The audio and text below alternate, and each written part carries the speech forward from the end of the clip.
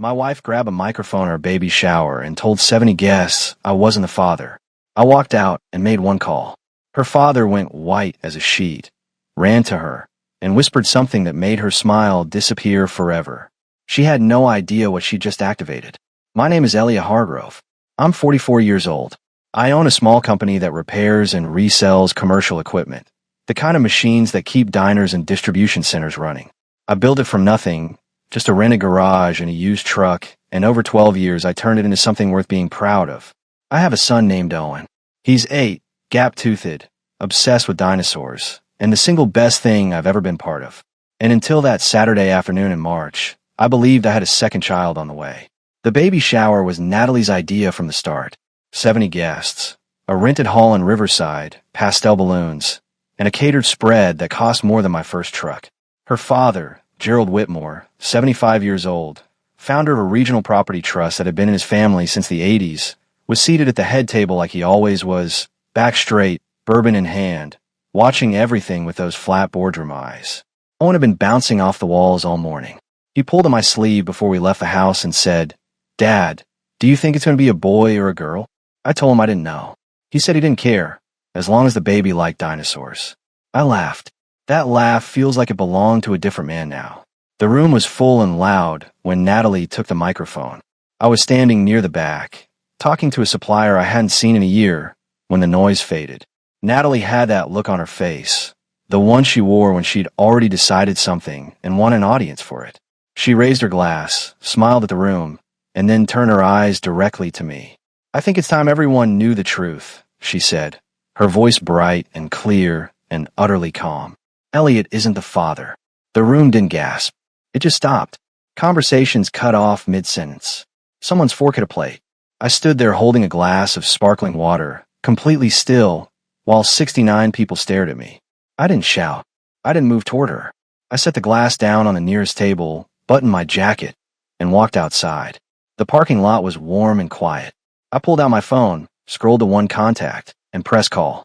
2 rings. "It's time," I said. "Initiate everything we discussed." Behind me, through the glass doors, I could see Gerald Whitmore rising from his chair. He crossed the room in a straight line, jaw set, and grabbed Natalie by the arm. He leaned close to her ear, and even from outside I could read the shape of what he was saying in the way her face changed, going from triumphant to pale in about 3 seconds flat. I found out later exactly what he told her. A friend who was standing close enough heard every word. Gerald said, "Do you have any idea what you just did? Start begging him to come back inside, right now, or you're going to lose absolutely everything." She didn't move fast enough. Neither did he. I was already on my way to my attorney's office. People always assumed Gerald Whitmore married his daughter off to me because I was useful. They weren't entirely wrong. But the full story is more complicated than that. And if you want to understand why one phone call in a parking lot could unravel a decades-old family empire, you need to understand how it was built, and who Gerald trusted to hold it together. I met Natalie at a trade show in Phoenix 11 years ago. She was walking the floor with her father, learning the business, or pretending to. I was there trying to sell refurbished commercial freezer units to restaurant chains. Gerald cornered me in my booth, looked at my spec sheets for about 45 seconds, and said, "You actually know what you're doing." Coming from him, that was practically a marriage proposal. Natalie and I got serious within the year. Gerald warmed up slowly, the way cold engines do, reluctantly, and only under pressure. But by the time we married, something had shifted between us. He'd seen me handle a contract dispute, watched me turn a failing equipment deal into a profitable resale, and somewhere along the way he stopped testing me and started talking to me like a partner. Owen came along 3 years into the marriage. Gerald held him in the hospital room with the careful stiffness of a man who'd never quite learned tenderness, and I saw something move behind his eyes that I hadn't seen before. He didn't say much. He didn't need to. 2 years after that, Gerald called me into his home office, a room that smelled like old wood and bourbon and decisions, and laid it all out. His sons, Natalie's 2 brothers, had proven themselves spectacularly unreliable. One had burned through a property development fund, chasing a resort concept in New Mexico that never broke ground. The other had spent the better part of a year consulting for a startup that turned out to be a vanity project for a college roommate. Gerald was 73 by then, and he was done pretending his bloodline was going to protect his legacy.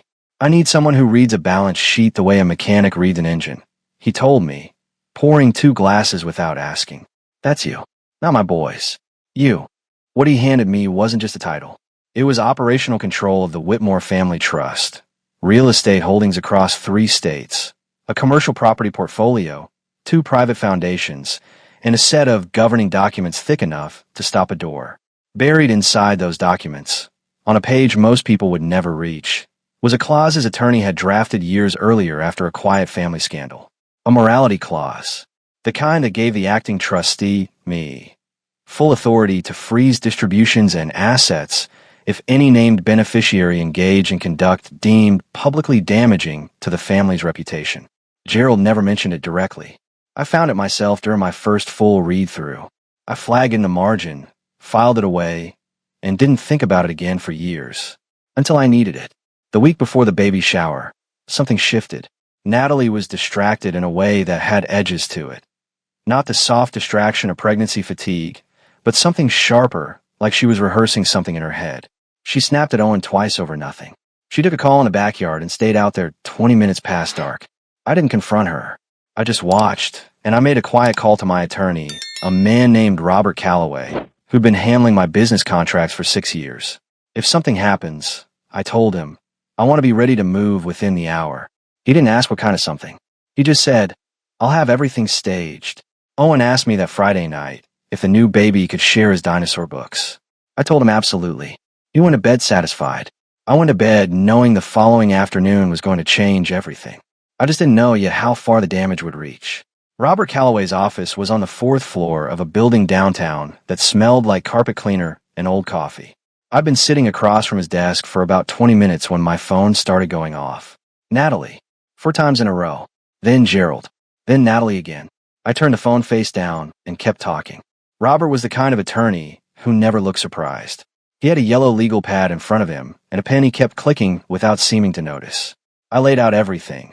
The clause, the documentation I'd already pulled together over the previous 3 weeks, the nature of the public incident. He listened without interrupting, made 6 lines of notes, and then said, You understand this is going to move fast once we file. I told him that was exactly what I wanted. By the time I got home that evening, Natalie's car was in the driveway, and every light in the house was on. Owen was at my mother's. I'd arranged that the morning of the shower, just in case. I walked in through the garage, set my keys on the counter, and poured a glass of water. Natalie came down the stairs like she was expecting a fight. She had that look, jaw forward, eyes sharp, shoulders set. She'd changed out of the shower dress into jeans and a sweater, which somehow made the whole thing feel more deliberate. You need to stop whatever you started, she said. Call Robert and tell him to stand down. I drank some water. No, Elliot. Her voice had that particular edge she used when she thought volume alone could move me. This is insane. You're going to blow up our entire family over one moment. You blew it up, I said. I'm just filing the paperwork. She crossed her arms. My father will reverse it. He'll call the board and have your access revoked before the week is out. I set the glass down and looked at her directly. Natalie, your father made me executive with full, irrevocable authority. His words, his attorney, his signature. He can call whoever he wants. The clause is already triggered. The freeze is already in motion. And there is nothing in that document that allows him to override my decision unilaterally. You might want to read page 47 of the charter before you make any more promises about what he can fix. The certainty in her face flickered. Just for a second. This is about more than today. I continued. You've been pulling away for 8 months. You stopped talking to me like a partner. You started managing me like a problem. And now you stood up in front of 69 people and told them our baby isn't mine. That isn't a moment. That's a conclusion. You're being dramatic, she said, but her voice had less steel in it now. I'm being accurate, I replied. There's a difference. She tried 3 more angles over the next 40 minutes. She said I was punishing Owen. I told her Owen was protected. His trust allocation was structured separately, and I hadn't touched it. She said I was humiliating her. I said she'd handled that herself. She said her father would tell the board I'd acted in bad faith. I told her to have him try, and reminded her that the compliance committee included 2 of Gerald's most conservative cousins, neither of whom had forgotten the New Mexico resort disaster. That one landed. She sat down on the couch and went quiet for a moment. When she spoke again, The anger was gone, and something smaller had replaced it. What do you want from me, Elliot? Right now. I picked up my keys. Nothing. I'm going to get Owen from my mother's. He wants to come home, and this house still belongs to him regardless of what happens between us. I drove to my mother's house in Riverside, and Owen ran to the door in his socks and threw his arms around my waist without asking a single question about where I'd been. I held on to that for a long moment. Some things don't need documents. They just need to still be standing. The DNA kit sat in my desk drawer for 11 days before I used it. I'd ordered it the morning after the shower. Same day I met with Robert, while my phone was still face down on his desk. It wasn't impulsive. It was the question I'd been refusing to ask out loud for months. And once Natalie had answered the public version of it in front of 69 witnesses, I figured I owed myself the private version too. Owen didn't know anything was happening. He went to school, came home, ate cereal for breakfast, and argued about bedtime, and built increasingly ambitious dinosaur habitats out of cardboard boxes in the hallway. I watched him and tried not to do the math on his features. Try not to notice the way he squinted when he concentrated, the same way I do. Try not to notice, and noticed anyway. I swabbed the kid on a Tuesday evening while he was asleep. Sent it off Wednesday morning on my way to the shop. Went back to work, 2 industrial refrigeration units in for overhaul, a commercial oven needing a full control board swap, and kept my hands busy while my head ran laps. The results came back on a Thursday, 11 days later. I was sitting at my workbench when the email notification hit my phone. I put down the socket wrench, wiped my hands on a shop rag, and opened it. Owen James Hargrove. Probability of paternity, 99.98%. I read it twice. Then I set the phone down on the bench and sat very still for about 2 minutes. He was mine. Completely, mathematically, unambiguously mine. I don't know exactly what I've been bracing for. I told myself I was prepared for either result. But sitting there in my shop with grease on my forearms and that number on my screen, something I hadn't realized I was holding released all at once. And I had to put both hands flat on the workbench to keep from doing something embarrassing. He was mine. That evening I picked Owen up from school and took him to get burgers. His choice, always the same place. Always a double cheeseburger with no pickles. We sat in a booth by the window, and he talked about a project his class was doing on volcanoes, and whether volcanoes were more dangerous than asteroids, and what would happen if a volcano erupted inside a city. I listened to every word. At one point, he looked up from his food and said, "Dad, are you and Mom going to stop living together?" Kids don't ease into things. I've always admired that about them. Things are going to change, I told him honestly. But I'm not going anywhere. Not from you. That part stays the same no matter what. He thought about this for a moment, chewing. Then he said, "Okay, can I get milkshake?"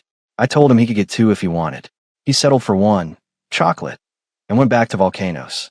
That night, after he was asleep, I sat at the kitchen table with a copy of the trust documents and Robert's latest update. The freeze was holding. Gerald had contacted the compliance board twice and been referred to the charter both times. Natalie's informal legal inquiry had gone nowhere. The machinery was turning exactly as designed. But none of that was what I was thinking about.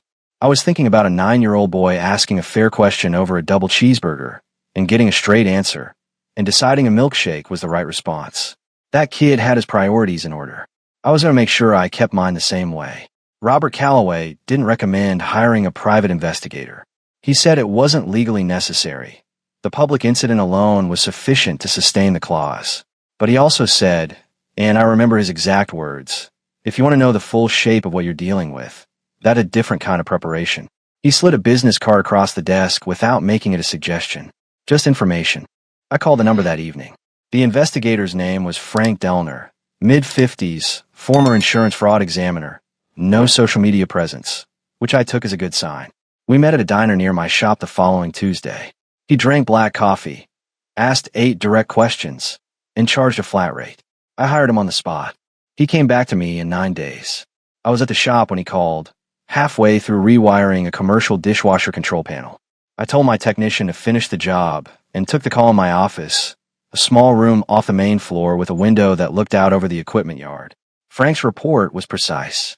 The man's name was Troy Bancroft, 40 years old. He worked as a regional sales director for a commercial kitchen supply company, the same industry I operated in, which explained how paths had crossed. He and Natalie had apparently met at an industry networking event 14 months ago. Frank had photographs, time-stamped, from 3 separate locations. a restaurant in Pasadena, a hotel parking structure in Burbank, a coffee shop 2 blocks from Owen's school. That last one sat in my chest like a hot coal. There was more.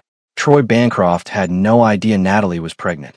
Frank had confirmed this through a source inside Troy's workplace, an assistant who'd overheard a phone conversation in which Troy expressed, with some agitation, that he'd just learned about the baby shower announcement through mutual industry contacts and had no prior knowledge of Natalie's pregnancy. He was, by all accounts, blindsided. So she'd been using him without telling him, and she'd been using me as the financial floor she planned to land on. I sat with that for a long time after I hung up. The following afternoon, Natalie's brothers showed up at my shop unannounced. Both of them, Derek and Paul Whitmore, mid-40s, tans they couldn't afford and attitudes calibrated for men with more leverage than they actually had. Derek did most of the talking. He stood in my equipment yard in a sport coat and told me I was making a mistake, that the family would come together to resolve this privately, that I should stand down and let Gerald handle it. I listened to the whole thing without interrupting. When he finished, I said, "Are you done?" Derek blinked. "Elliot, I'm trying to. I have 2 cameras covering this yard," I said. "One at the gate, one on the south wall. Both recording with audio. Whatever you came here to say is now on file. So if either of you plans to follow this conversation with anything that looks like intimidation or interference, Robert Calloway will have the footage before you're back on the freeway." Paul, who hadn't said much, looked at the camera above the south door. He touched Derek's arm. They left. I forwarded the footage to Robert that evening. He filed it with the compliance record the next morning. Gerald called me 2 days later. He'd been calling Robert, who kept redirecting him to the charter, and apparently he'd finally decided to try me directly. The conversation was short. He opened with disappointment, moved quickly to pressure, and arrived at a thinly veiled suggestion that I was damaging the family's legacy for personal reasons. "Gerald," I said, "you gave me the authority to protect this trust from exactly this kind of reputational event. You wrote the clause. Your attorney drafted it. Your signature is on every page. If you'd like to argue that I'm misusing my authority, you're welcome to take that position to the compliance board. I'll see you there." He went quiet. Then, in a lower voice, he said, "She's my daughter." "I know," I said, "and Owen is my son. I have the paperwork to prove it." He didn't respond to that. The call ended shortly after. That night, I sat in Owen's doorway after he fell asleep and watched him breathe for a while. He was curled around a stuffed triceratops he'd had since he was 3, 1 foot hanging off the edge of the mattress. Completely peaceful, completely unaware. I thought about Troy Bancroft, who hadn't known about the pregnancy. I thought about Natalie, who'd planned the entire choreography of that shower with a precision that still impressed me in a grim sort of way.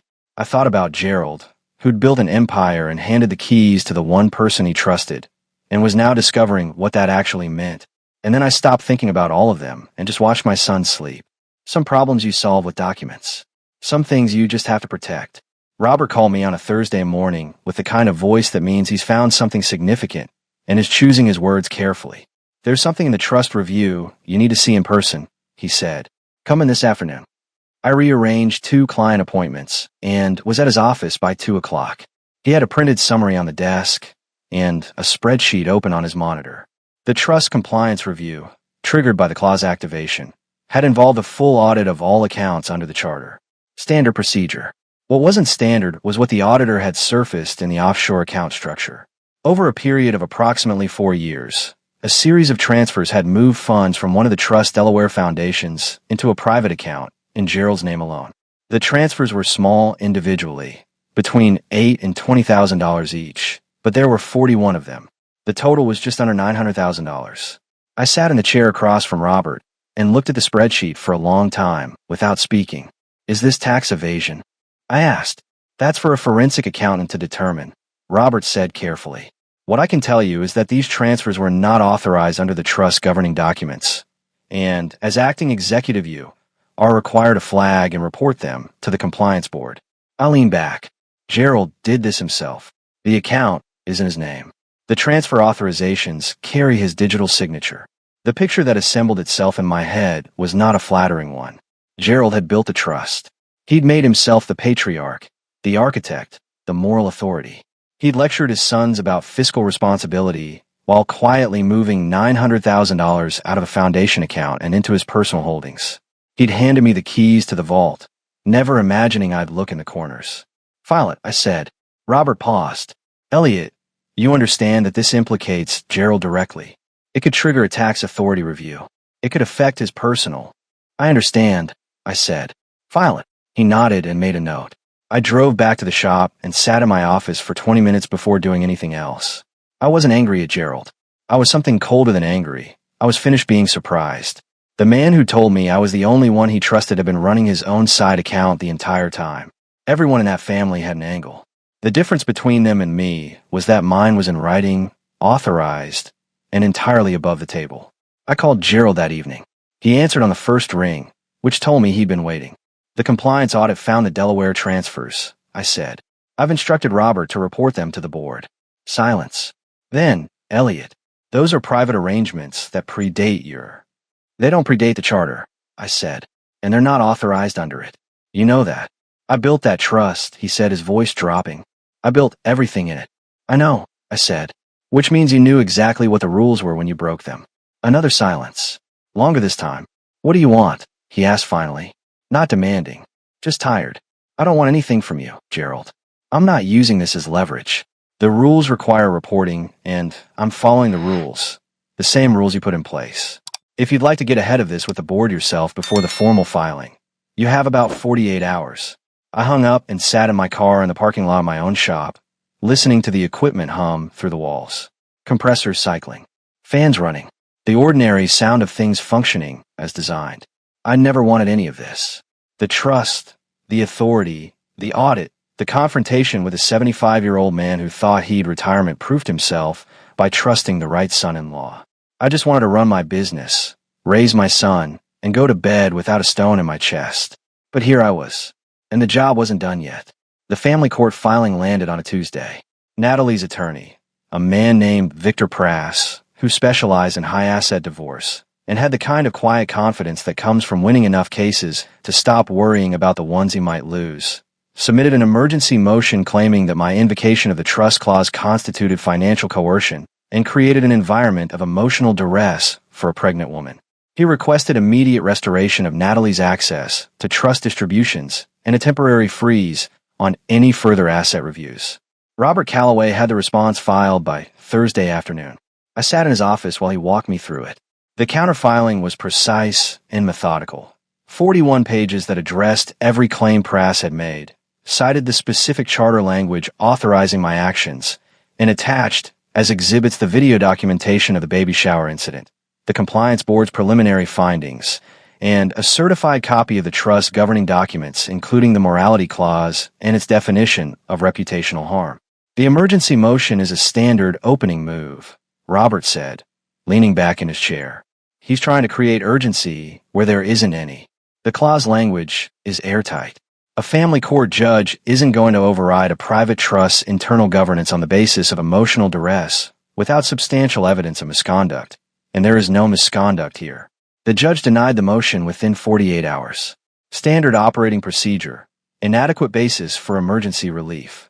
Prass refiled as a standard petition. Robert said we'd respond in the normal course, and not to lose sleep over it. I wasn't losing sleep over the legal process. I was losing sleep over Natalie's next move. It came on a Friday evening. I picked Owen up from school, and he was quiet in the back seat in a way that wasn't his usual quiet. Owen's silences are normally the kind that precede a question about dinosaur biology, or whether black holes make noise. This one was different. He was looking out the window, and holding his backpack in his lap like he was cold. Mom called the school today, he said, about 2 minutes from home.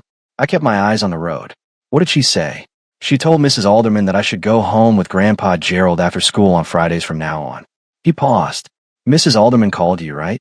She did, I said. Mrs. Alderman had called me at noon, and I'd already spoken to the school's administrative coordinator about authorizing pickups. My name was the primary contact. Gerald's was not. I told Mrs. Alderman I wanted to go home with you. Owen said. I glanced at him in the rearview mirror. You did? Yeah. He shrugged with the particular casualness of an 8-year-old trying not to make a big deal out of something that was a big deal. I didn't want to go to Grandpa's without knowing if you knew. I pulled into our street and stopped at a light. Owen, you did exactly the right thing. And for the record, wherever you go after school, I will always know about it ahead of time. That's a guarantee. He nodded and seemed to settle. By the time we got home, he was asking about dinner. And by the time dinner was over, he was building something architectural with the cardboard boxes in the hallway. I called Robert that night and told him what had happened. He added it to the case file. The following week, he filed for primary physical custody, citing documented parental interference with established school protocols. He also cited Owen's expressed preference, which in California carried weight in family court proceedings once a child reached a certain level of demonstrated maturity. Victor Prass filed a countermotion arguing that Natalie's pregnancy entitled her to primary residential consideration. The judge scheduled a hearing for 3 weeks out. Meanwhile, on a separate track, the Compliance Board completed its preliminary review of Gerald's unauthorized transfers. The board, chaired by Gerald's own cousin, a conservative retired banker named Arthur Felton, who had no patience for what he privately called family accounting creativity, issued a formal finding of unauthorized distribution. The matter was referred to the trust's forensic accountant and, per reporting requirements, flagged to the relevant tax authority for review. Gerald called me the night the finding was issued. It was almost 10 o'clock. He sounded older than he had 3 weeks ago, which I hadn't thought was possible. Arthur Felton called me this afternoon, he said. 22 years we've been in the same Sunday golf group. I know, I said. Was that necessary, Elliot? Flagging it to the tax people. It was required, I said. Charter, Schedule 7. Robert reported it because it's mandatory. I didn't have discretion, and neither did he. A long pause. I built that trust from nothing. 40 years. I know you did, I said. Which is why the rules you wrote for should apply to everyone, including you. He didn't respond right away. When he did, his voice had shifted into something that wasn't quite an apology, but was in the same neighborhood. I misjudged some things, he said. About Natalie. About what she was capable of. So did I said. For about 8 years. We left it there. Not warm. Not cold. Just two men who'd both been outmaneuvered by someone they trusted and were now dealing with the aftermath in different ways. The following Monday, Troy Bancroft filed a voluntary acknowledgement of paternity claim through a family law attorney in Pasadena. He'd apparently retained counsel the week before. Robert told me this was actually helpful. It meant the question of the unborn child's legal parentage would be resolved through proper channels without me being named in any contested proceedings. The biology was clear. The paperwork would follow. I wasn't named as the father. I wasn't going to fight to be. That chapter belonged to someone else. My chapter was Owen, and the hearing coming in 3 weeks. And the quiet, ordinary Tuesday morning when I dropped him at school and he turned around at the gate, gave me the same two-fingered wave he always gave, and disappeared through the doors without looking back. That wave was worth every document I'd filed. The relaunch event was held at a borrowed loft space in Culver City. I heard about it from Frank Delner, who'd stayed loosely connected to the case at my request. Natalie had organized what she was calling a community reception, an invitation-only gathering for her foundation supporters, board members, and a selection of media contacts she'd cultivated over the years. The stated purpose was to address recent misconceptions and reaffirm the foundation's commitment to its mission. Frank attended as a vendor contact of one of the catering companies. He sent me a 2-paragraph summary that evening. 41 people showed up. Of the 18 board members who'd received invitations, 6 came. The rest sent regrets or simply didn't respond. The event ran 90 minutes. Natalie gave a prepared statement about privacy, personal challenges, and the importance of context. There were no questions from the floor. The catering was described by Frank, with his characteristic understatement, as ambitious. 3 days later, the Haven Foundation's board voted to remove Natalie from her ambassador role. The letter was formal, brief, and cited conduct inconsistent with organizational values. A boutique wellness brand that had been in preliminary partnership discussions quietly informed her representation that they were pursuing other opportunities. A regional lifestyle publication that had been scheduled to feature her in a fall issue pulled the piece without explanation. Natalie's social media following had been approximately 44,000 before the shower. By the 6th week, it had dropped to 31,000, and the comments on her remaining posts had the particular tone of an audience that had decided to watch rather than engage. She filed a motion claiming her pregnancy entitled her to expedited resolution of the custody matter, and requesting that the court consider her reduced financial circumstances, a direct result of the trust freeze, as a factor in determining support. Victor Prass argued it with conviction. Robert Calloway argued back with documentation. The judge, a no-nonsense woman named the Honorable Patricia Drummond, reviewed both filings and scheduled a formal hearing. At that hearing, 3 things happened that mattered. First, Owen's school counselor submitted a written statement describing Owen's expressed preference to remain in his father's primary care, his stable academic performance, and his consistent emotional presentation during what the counselor described as a period of obvious family stress. Second, Judge Drummond declined to treat the trust freeze as a relevant factor in support calculation, noting that the freeze resulted from documented conduct by the petitioner, not from any action by the respondent that reduced available resources. Third, and most significantly, when Natalie's attorney argued that her pregnancy created special circumstances warranting residential priority, Judge Drummond asked a direct question. Who was the named father of the unborn child on the current legal record? Victor Prass answered that paternity was a separate matter pending resolution. Judge Drummond noted the answer in the record, allowed it to stand, and moved on. Natalie tried to use Owen twice more in the weeks that followed. The first time, she called him directly on his school tablet during lunch, a device that was supposed to be used only for schoolwork, and had a 20-minute conversation that Owen described to me that evening as weird and kind of sad. He said she'd asked him if he missed her. He told me he hadn't known what to say. I documented it and added it to Robert's file. The second time, she sent a message through Owen's weekend soccer coach, a volunteer named Keith who had no idea he was being used as a courier, asking Owen to tell me she wanted to talk. Owen came home from practice, relayed the message word for word with a matter-of-fact accuracy of a child who doesn't yet understand adult subtext, and then asked if he could have a popsicle. I gave him the popsicle and called Robert. Robert filed a motion citing documented attempts to use a minor child as an intermediary in adult legal proceedings. Judge Drummond added it to the record with a note that any further contact attempts routed through the child would be treated as interference with custody proceedings. Natalie went quiet after that. Not because she'd accepted anything, I suspected, but because Victor Prass had finally told her what Robert had been telling me from the start. The legal ground she was standing on was thin, and the more she moved on it, the further it gave way beneath her.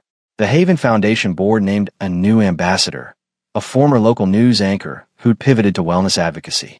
The announcement was warmly received. Nobody mentioned Natalie by name.